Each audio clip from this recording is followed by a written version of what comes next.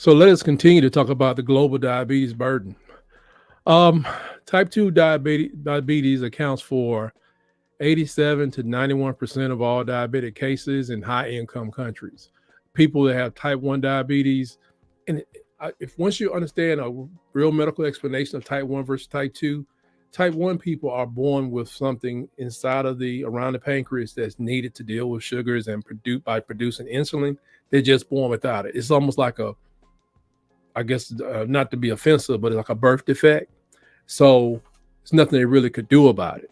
But people like myself, I basically have worn out my ability to process sugar, whether it's because the liver is doing this or the pancreas doing this.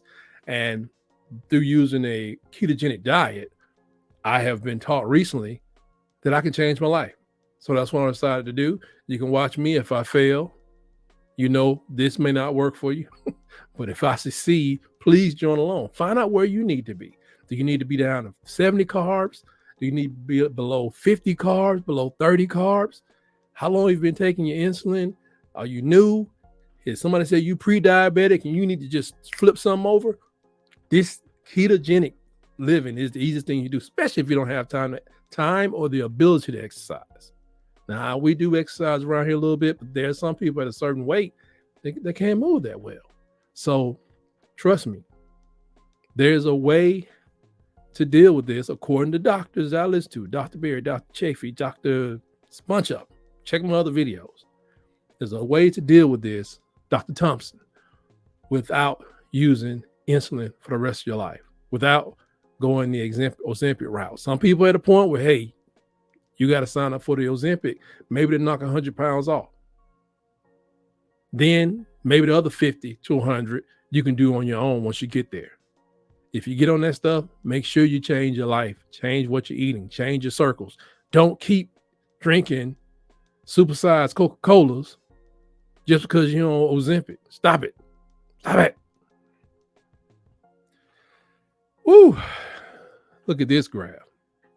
This chart is telling us the prevalence of normal glucose versus pre-diabetic, undiagnosed diabetes. And it's sad too, because like when you're undiagnosed, it's like something could just pop up in your life and just fail. Your kidneys could just fail. You could just go to straight blindness, especially if you're living alone and you just think, well, I'm getting old, so that's why this feels this way. There are people that go in, they were told they were pre-diabetic 10 years ago. Nothing really changes.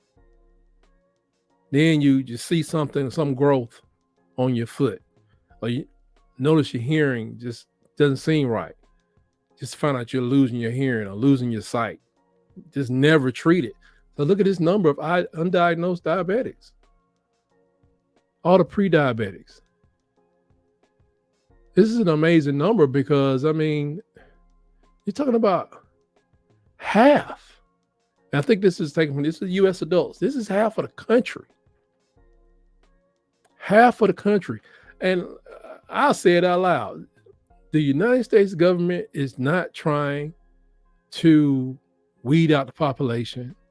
They're not trying to take out Americans, that haven't committed crimes or whatever they may be. But tell you one thing, for enough tax dollars, they will allow these corporations to straight smoke you, it seems. I mean, this is because they allow so many horrible foods to come into daycares even.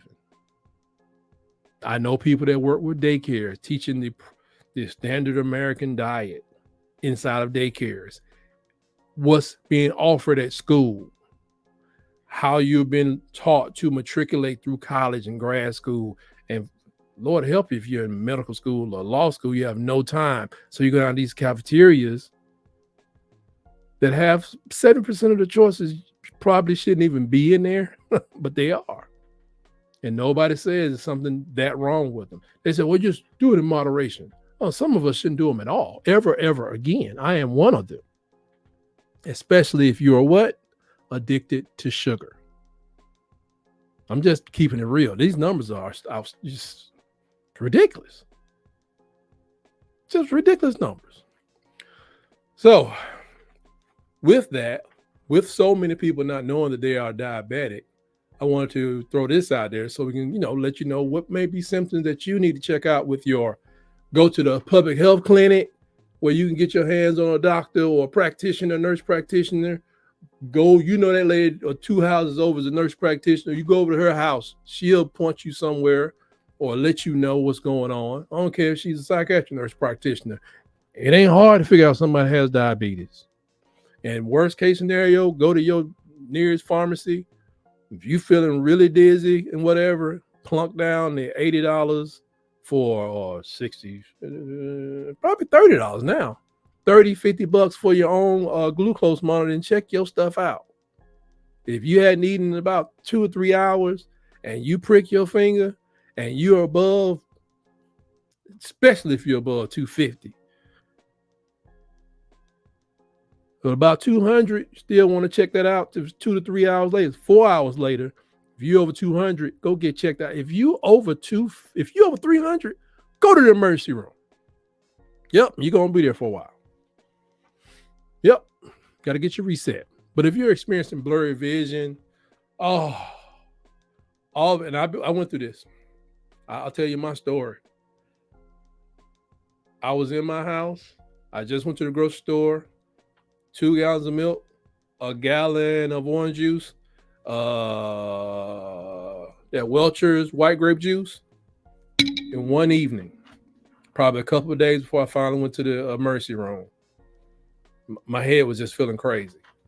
I consumed them all. I left about a quarter of a gallon of milk in the refrigerator. I did that in one evening because I was so thirsty. When they say increased thirst, I mean I was thirsty. Lord of mercy. Blurred vision and urinate. If you urinating throughout the night, every 2 hours or more, every hour, I didn't have any wounds that needed to heal. We're going to stop it right there and pick it up next time. Please like and subscribe.